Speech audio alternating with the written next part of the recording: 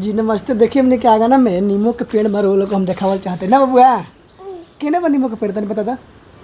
के बा केने दे केने बा नींबू के पेड़। हाँ आ फरी तो कैसे खइबा। आ फरी तो कैसे खइबा तनी बता दा कैसे। तनी आपसे बता दा बढ़िया से बता दा ऐसे। आ तनी बता दा तनी का नाम है तार। का नाम है आज। देखिए इनका युवराज नाम है। का नाम है आज जौन आज कहले न उतना बेटा।